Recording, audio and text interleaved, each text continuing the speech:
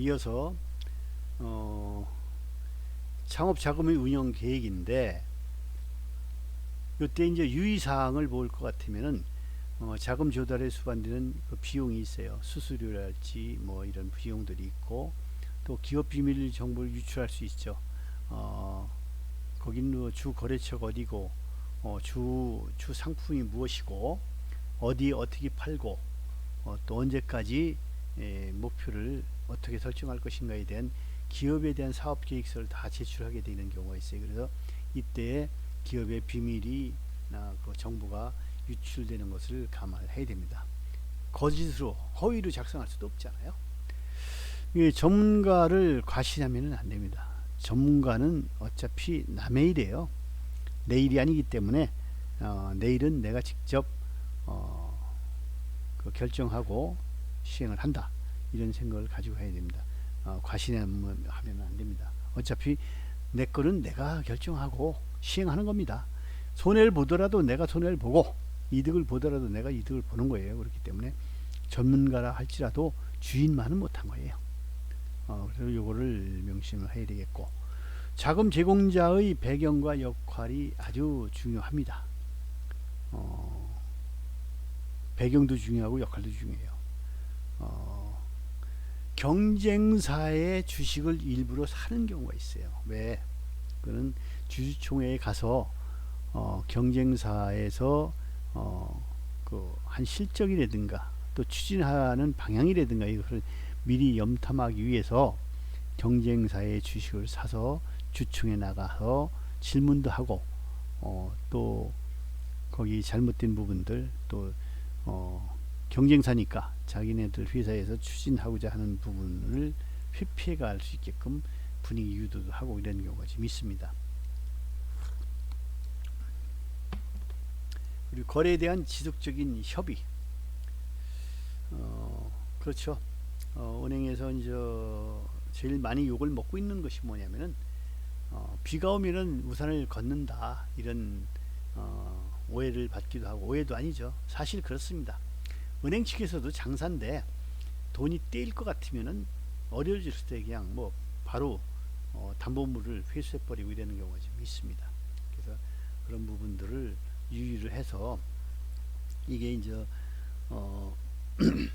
이자를 잘 내면은 계속 상환을 연기해가지고 하는 경우가 있습니다. 근데 어느 순간에 상환 연기를 안 해주고 바로 회수하려고 하는 그런 경우가 있어서 기업 측에서는 굉장히 좀 낭패를 보는 경우가 있습니다. 이런 부분을 우리가 자금 조달할 때 유념을 해야 되겠다, 이런 얘기가 되겠습니다. 진도가 좀 빠른가요? 다음은 창업자금의 운영 계획인데, 이때 창업자금 조달 시에 유의사항이 있습니다. 이때는 뭐냐면 소유 자금의 액수는 얼마인가, 내가 도대체 얼마가 필요한가, 필요한 그 금액을 정확히 알아야 돼요. 필요한 금액을 정확히 안다는 것은 내가 하고자 하는 일이 무엇인가를 정확하게 아는 것과 똑같아. 그래서 소유 자금의 액수를 정확히 얼마인가 파악을 하는 것이 매우 중요하다. 그리고 자금의 용도는 이 돈을 갖다가 어디다 쓸 건지, 뭐 기계를 살 건지 아니면 운영 자금을 할 건지. 운영 자금을 하기 위해서 자금을 조달하는 것은 굉장히 불행한 일이에요. 운영 자금이라는 것은 소멸성이란 말이에요. 소멸성이고, 어느 정도 시간이 지나면 그거는 없어지는 소멸성이기 때문에 그 정도는 벌어서 사이클링 시켜야 돼요. 벌어서 이윤을 창출해서 그 돈을 가지고 운영을 해야지, 운전 자금을 빌린다는 것은 기업으로서는 상당히 좀 불행한 일입니다. 조달된 자금에 의해서 어떻게 경영 성과를 향상시킬 수 있는가를 고민을 해야 됩니다. 이 돈을 얻다가 얼마만큼 써서 또 이 초과 이익을 발생시켜서 그 성과를 얼마를 향상시킬 것인지를 무단히 고민하는 그 기업주는 성공을 합니다. 네, 잠깐 잘 됐다 그래가지고 흥청망청하고 또 이 사회활동에 눈을 기울이고 또 이러다 보면은 자기 사업은 어느 순간에 골병된다, 이런 예를 좀 많이 봤습니다. 그리고 이제 이 채무상환 능력과 계획인데 대개 이제 회사가 부도나는 경우가 여기에 해당됩니다. 예전에는 어음을 좀 많이 끊었죠. 어음을 끊다 보면은 자금이 몰릴 때가 있어요. 자금이 몰려서 문제가 되는 경우가 많거든요.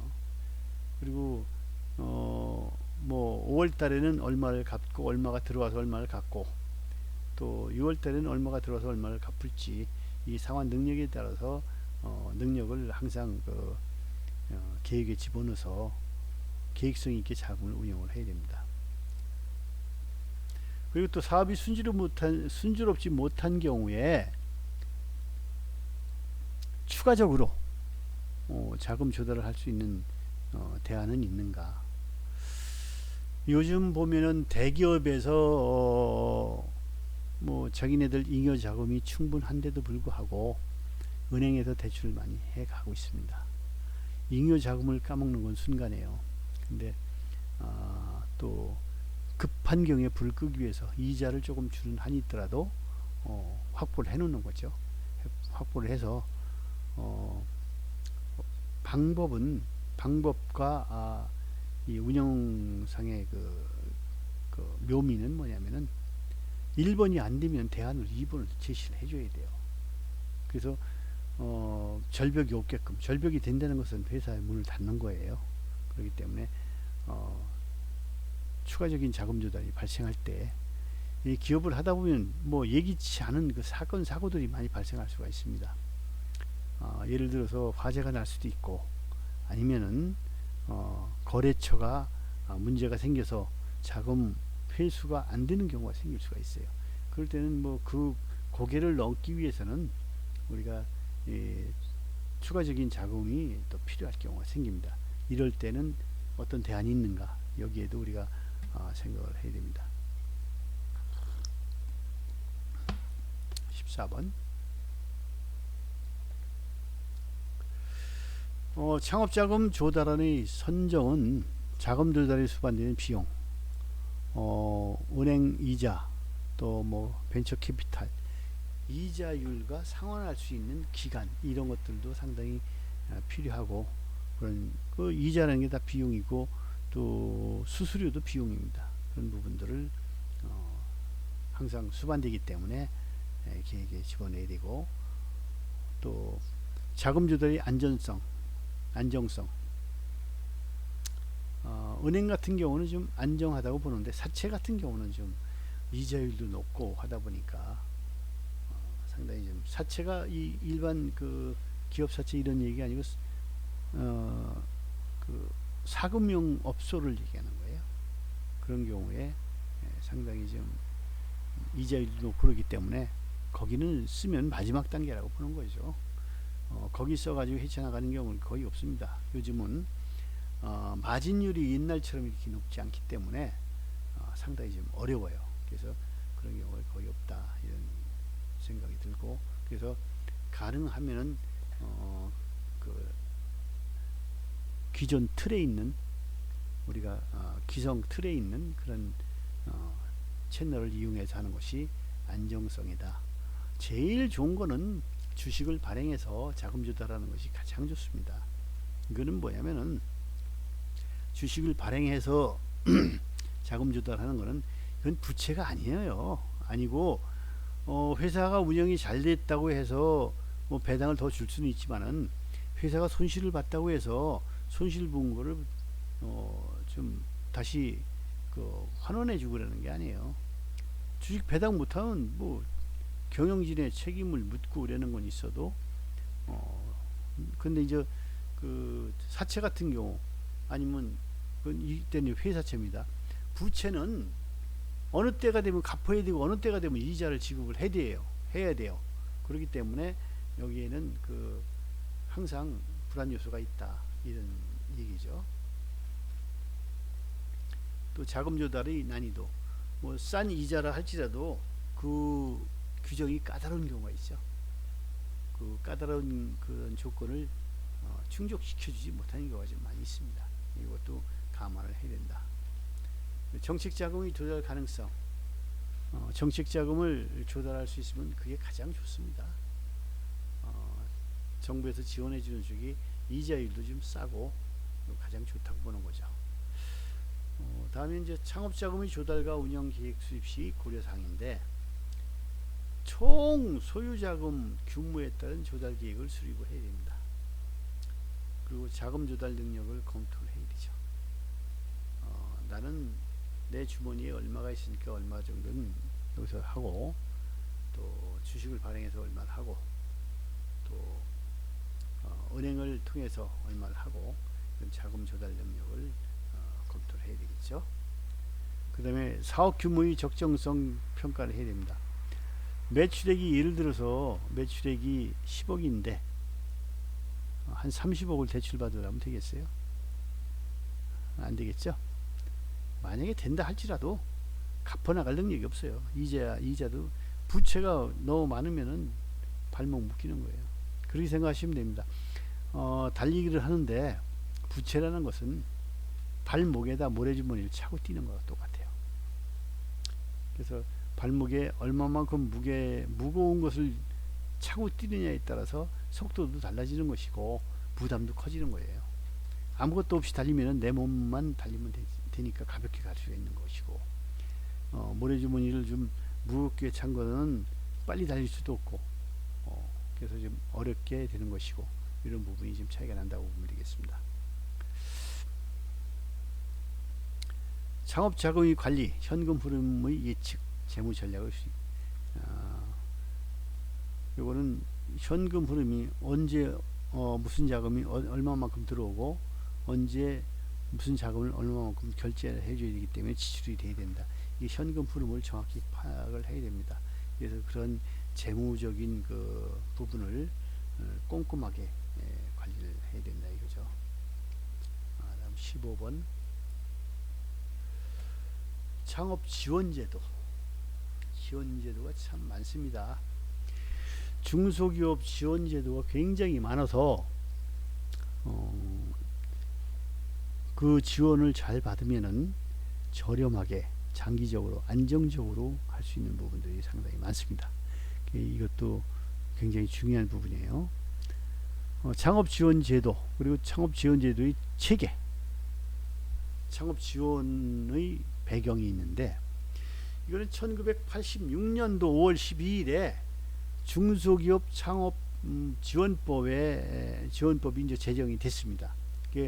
정부의 법적인 제도적 뒷받침으로 활성화되기 시작을 했고, 이래서 이제 중소기업 지능법에 의해서 창업기업이라든가 벤처기업이라든가 이런데 싼 이자로 지원해주는 부분들이 있습니다.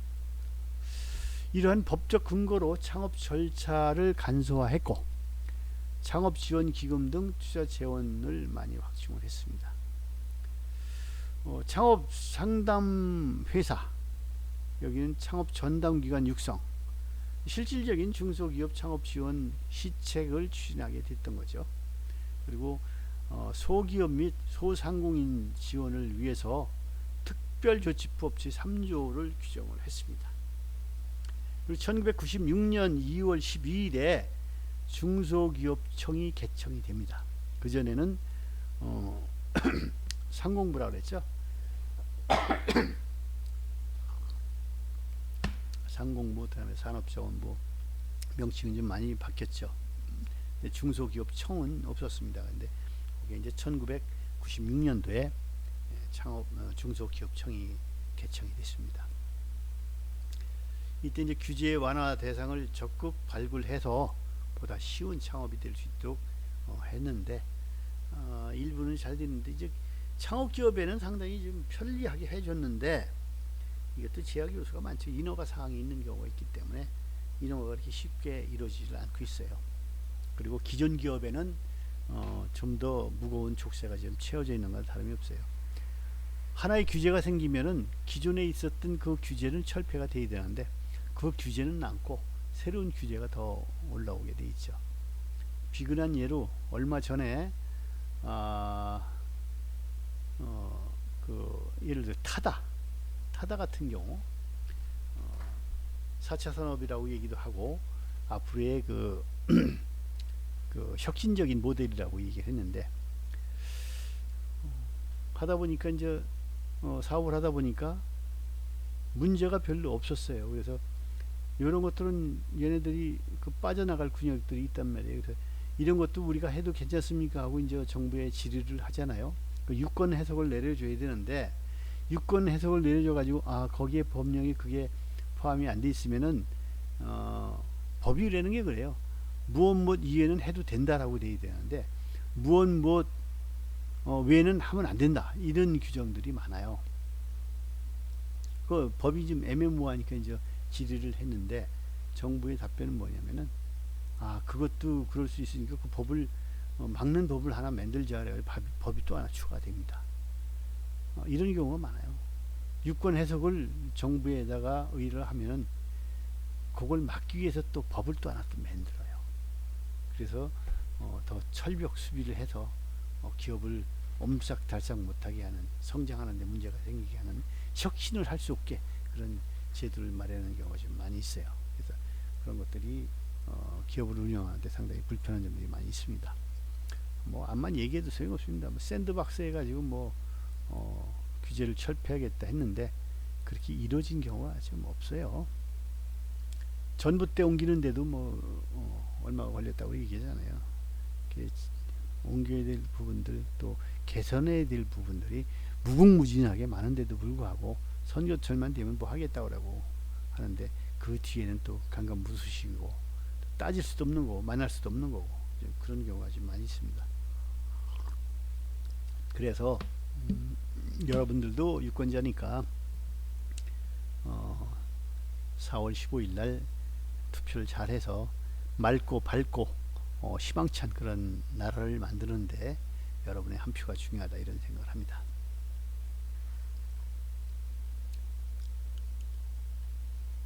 다음 이제 2000년 1월 21일 날 중소기업 지원법이 전문이 개정이 됐습니다.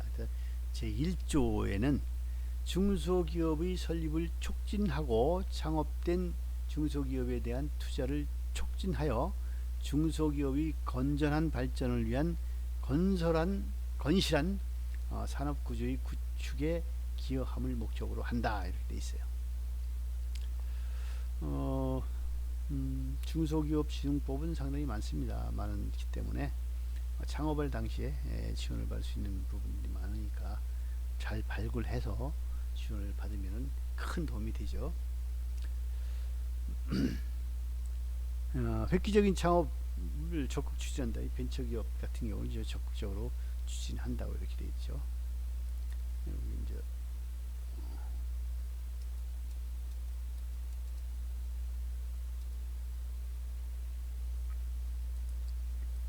16번 볼까요? 이렇게 하다 보니까 시간이 어떻게 지나가는지를 모르겠어요. 여기 시계도 없고 또 시계를 계속 보기도 그렇고 여기 이제 몇 시간 그 녹음이 됐는지도 잘 모르겠고 아까 오전에는 녹음을 2번을 했어요. 똑같은 내용을 녹음을 했는데 어떻게 녹음이 되는지 안 되는지도 모르겠어요. 모르다 보니까 나중에 다시 틀어보니까 녹음이 안 됐더라고. 그래서 그걸 3번 반복해 가지고 지금 목이 좀 상당히 좀 아픕니다. 그래서 여러분들도 불편하지만 우리도 이거를 만들어서 올리고 하는 과정이 굉장히 좀 불편하고 또 효과적이지도 않고 그런 부분들이 많이 있습니다. 다음은 창업 자금 조달의 주요 과제인데 여기서 한번 볼까요? 현금과 현금 흐름을 적시에 확보하고 관리하는 것이 핵심입니다. 캐시플로우가 제대로 되죠. 자금이 필요할 때 돈이 없고 필요 없을 때 돈이 많고 필요 없어요. 그래서 정확하게 우리가 할 수 있게끔 필요할 때 쓸 수 있게끔 이런 자금 풀이 상당히 중요하다. 재무적 의사결정의 타이밍 시간이 잘 맞아야 돼요. 이거는 어떻게 보면 되냐면은 그 대체적으로 기업 경영을 하는 데 있어서 전문 경영인이 경영을 할 때는 되게 이익이 많이 나는 경우가 많습니다. 그런데 대기업의 어떤 시스템이 잘 갖춰지는 회사라면 문제가 없는데 그렇지 않고 중소기업이나 영세기업에서는 영세기업은 뭐 전문 경영이 높겠지만은 중소기업 같은 경우는 전문 경영인이 와서 회사를 오래도록 존속시키는데 기여했던 부분들은 별로 없는 것 같아요. 왜 그러냐면은 전문 경영인은 경영 성과만 있으면 돼요. 투자할 곳에 투자를 하질 않는 거예요. 예를 들어서 기계 한 대가 수명이 10년이다. 10년이면 바꿔줘야 돼요. 근데 바꾸질 않고 계속 내버려 두는 거야. 고쳐서만 쓰고. 이게 바꾸게 되면 목돈이 들어가고, 목돈이 들어가게 되면 지출이 늘어나게 되고, 지출이 늘어나게 되면은 이익률이 줄어들고, 이렇기 때문에 그걸 그냥 계속 방치해 놓은 경우가 있어요. 그리고 새로운 기계가 나오면, 획기적인 새로운 기계가 나오면 바꿔줘야 되는데 안 바꿔요. 결국은 5년 10년 이렇게 지나면은 적기에 투자를 못해서 경쟁력을 떨어뜨리는 그런 경우가 좀 많이 있습니다. 이런 부분들도 우리가 감안을 해야 된다, 이런 얘기죠. 그래서 그 타이밍이 상당히 중요하다. 그 상장에 이르기까지 수많은 자금과 경영상의 난제가 존속을 합니다. 그래서 이런 것들도 우리가 감안해서 해야 된다. 단계적 자금 조달을 통한 자본 잠식의 최소화. 단계적 자금 조달을 통한 지분 잠식의 최소화인데 한꺼번에 다 투자해가지고 나중에 필요한 자금을 외부 자금에서 자꾸 수요를 받다 보면 내 자기 자본이 줄어들 수밖에 없어요. 그래서 한꺼번에 투입하기보다는 필요할 때 그때마다 타임을 맞춰서 투자하는 것이 현명하다, 이런 생각입니다. 사업 실패의 여파가 매우 크기 때문에 이것을 자금 조달의 주요 과제인데 뭐 실패했을 경우는 다 없어진다라고 보면 됩니다. 이게 상장사나 이럴 경우에는 투자한 지분만 없어지면 되는데 개인 기업일 경우에는 무한 책임입니다. 무한 책임이기 때문에 사업에 실패를 하게 되면 자기 모든 게 다 날아간다라고 보면 됩니다. 예, 재기할 수 있는 경우가 우리가 상당히 좀 어려워요. 한국이. 미국 같은 경우는 그 엔젤 투자자들이 많이 발달이 돼서 실패를 했다가도 다시 재기를 할 수 있는 그런 그 채널들이 많이 있죠.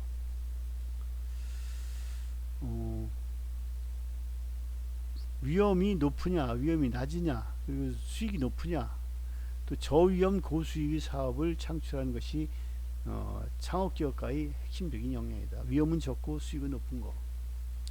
이게 이제 아주 좋은 사업 아이디어라고 볼 수가 있죠. 그리고 장기적 사업 목표와 단기적 재무 비율을 분석을 늘 해야 돼요. 이게 사업가들은 가만히 대화를 하는 동안에도 뭐랄까, 뭐 우리는 주판이었는데 가만히 그 대화를 하는 동안에도 그 계산은, 머릿속에 계산은 계속 돌아가고 있습니다. 왜 이 사람이 이런 얘기를 하는데 여기는 이렇게 하면은 재무성과가 어떻게 되겠고, 이게 밑 그림이 금방 아웃라인이 그려지죠. 사업가는 꿍꿍이 속이 좀 많은 사람들이다라고 보면 됩니다. 다음은 창업 지원 제도 체계.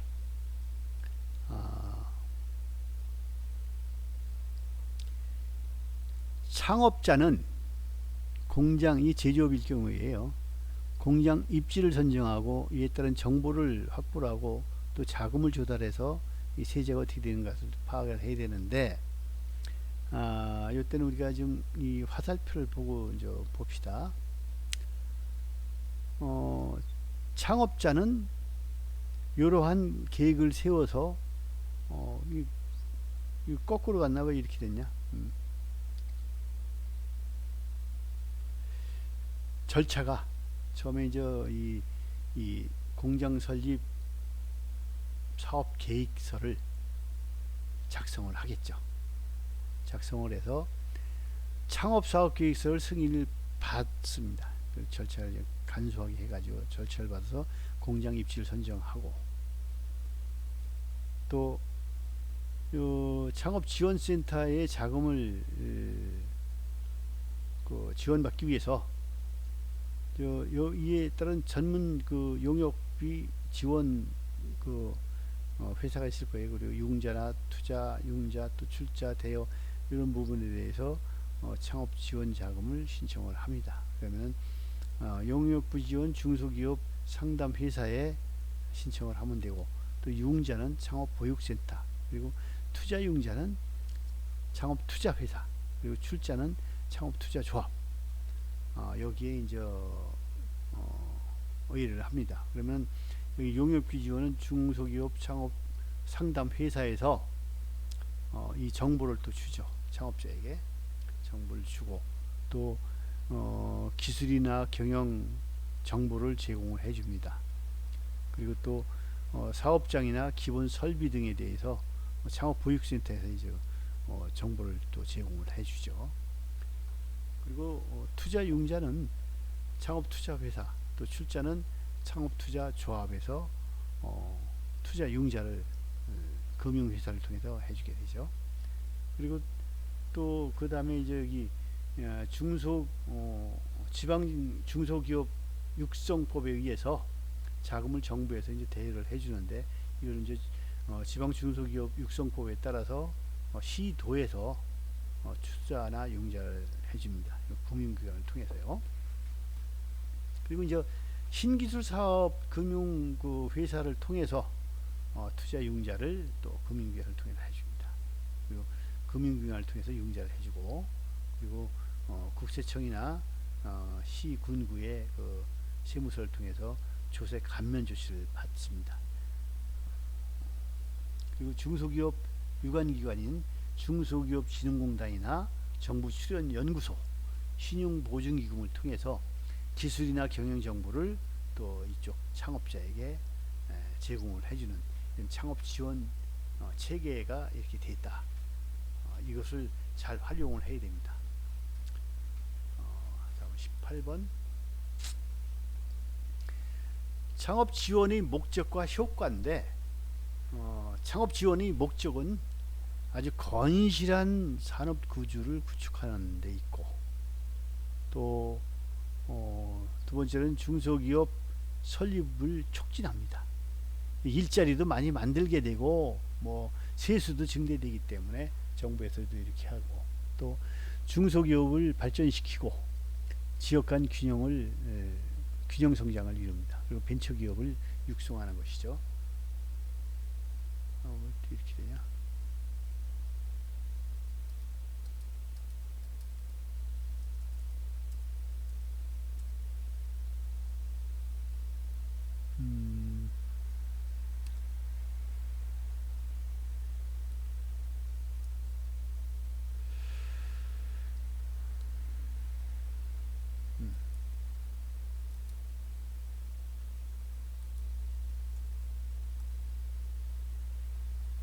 이렇게 모양이 보이죠?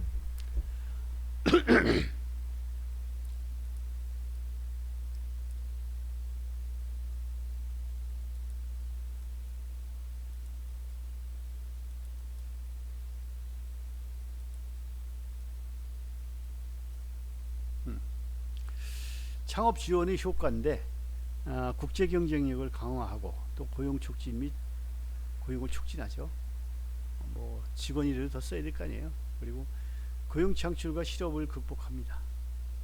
또 여기에도 좋은 성과가 있고, 수입 규제 회피, 외국에서 수입하던 부분을 창업 회사가 생산해 내므로써 이런 부분을 회피할 수가 있죠. 그리고 수입 대체 및 수출 촉진, 수입 대체, 이래서 이제 외화 가득률도 좀 높일 수가 있죠. 기술 개발 촉진, 경쟁이 치열하게 되면은 또 기술도 개발해야 되죠. 국내 연구진과 연구 개발 의욕 고취, 경제력 향상, 효과 목적이 이렇게 좋은 효과가 이루어집니다. 제일 중요한 건 여기서 이제 고용 촉진하고 이제 요 고용 촉진을 통해서 실업이 극복되고, 또 수입 대체를 해서 국제 수지를 높일 수 있다. 그러므로 인해서 경제가 발전하고 향상된다. 이게 가장 큰 효과라고 볼 수가 있습니다.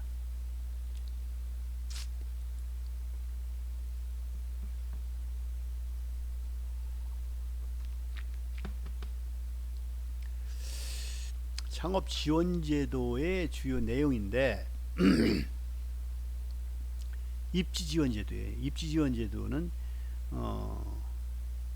공장을 지을 수 있는 입지를 싸게 공급하는 거죠. 공단을 설립한다든지 지금 보면은 그 수도권에도 그렇고 지방에도 보면은 농공단이랄지 뭐 이런 것들이 좀 많이 생겨났잖아요. 그런 입지를 공장 지을 수 있는 입지를 싸게 공급한다든지 이런 것들이고, 또 저렴한 가격으로 싸게 공급해주고, 또 도로망이라든가 통신망이라든가 이런 것들을 확충을 해주는 부분들이 있습니다. 공장 입지를 요약해 보면은 이게 계획 입지는 국가산업공단, 지방공단, 농공단지 여기에 이제 계획 입지에 속하고, 그리고 자유 입지는 입지 허용 지역, 그러니까 공업 지역이라든가 개발 촉진 지역이 아닌 지역에서 개별적으로 조성한 입지를 여기에 자유 입지라고 얘기를 합니다. 그 입지 제한 지역이 또 있어요. 허용 지역이 있고 제한 지역이 있는데, 제한 지역은 어떻게 되어 있냐면 입지 관련 법령에 의해서 제한된 지역, 단 창업지원법에 의해서 사업계획 승인을 받는 자는 개별적으로 조성이 가능합니다. 지가가 높고 한 이유도 우리의 토지가 대체적으로 산악지형이 많고 농사를 지을 수 있는 땅이 그리 많지가 않습니다.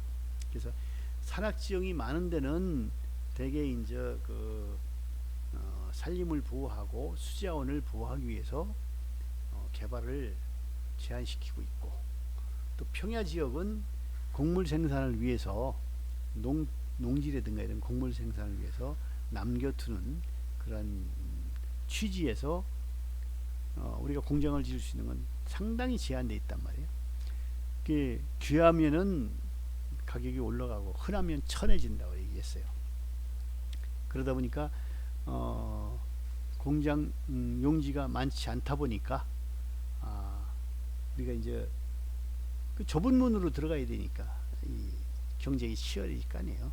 경쟁이 치열해지다 보니까 공장 가격도 비싸지는 것이고, 저는 개인적인 생각인데 그런 생각들을 했었어요. 농토는 남겨두고 우리가 전국토의 68%가 산악지형인데 이런 얘기하면 저 자연보호하는 사람들이 굉장히 욕합니다. 산을 개발해야 된다, 이런 얘기를 저는 개인적인 생각입니다. 산을 개발해야 돼요. 그리고 평야지역은 농사를 짓든 아니든 그대로 남겨두는 거예요. 남겨두면은 식량이라는 것은 언젠가는 무기가 될 수도 있고, 우리가 지금 식량 자급자족을 못하고 있고 여기에서 많이 수입을 하고 있는데, 쌀을 빼놓고는 전부 다 수입을 하고 있다고 보면 됩니다. 대두라고 얘기하는 콩도 그렇고, 또 옥수수도 그렇고 밀가루도 그렇고 우리가 작물들을 대부분 수입을 많이 하고 있습니다. 자연보호 입장에서도 이 생물들이 사는 데는 논이나 밭이나 이런 데가 생물들이 살기도 훨씬 편합니다. 그리고 수자원을 보호하는 데 있어서도 논 같은 경우는 물을 장마철에 가둬놓잖아요. 여기에서 저수되는 이 양이 어마어마합니다. 그런데 밭이나 농토를 공장용지로 전환하고 산이나 이런 곳은 아주 꼼짝도 못하게 만드는 그런 잘못된 판단이라고 생각이 됩니다. 실질적인 자연보호는 농지를 보존하고 이 산이나 이런 곳을 개발하는 것이 진정한 자연보호라고 생각합니다. 개발이라고 하는 것은 무조건 산을 까뭉기고 뭐 이러는 것만 생각을 하고 있는데, 요즘 기술이 발달되어 있기 때문에 그렇지 않고서도 얼마든지 할 수가 있어요. 악산이 아닌 경우에.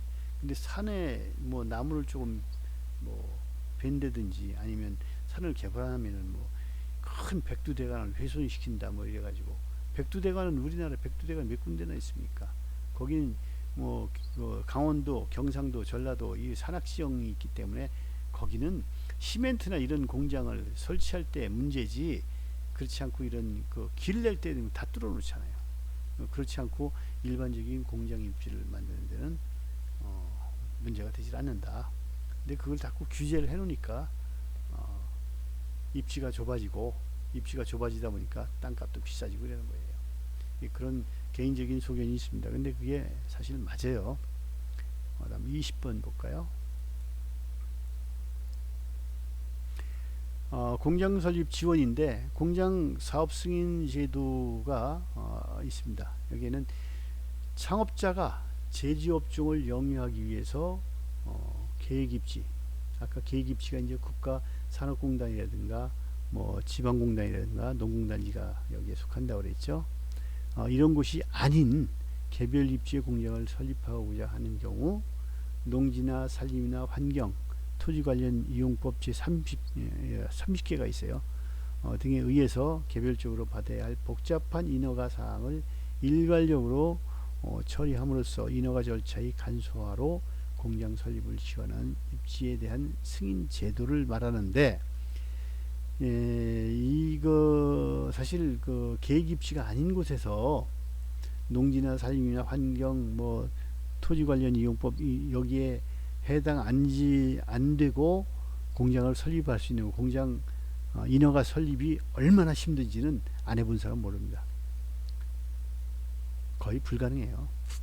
지금 지방에 곳곳에 있는 공장들이 인허가 나서 공장 허가를 내서 공장이 설립된 것이 아니고 대부분 제조장입니다. 제조장이라는 건 무엇이냐면 조립 공장이죠.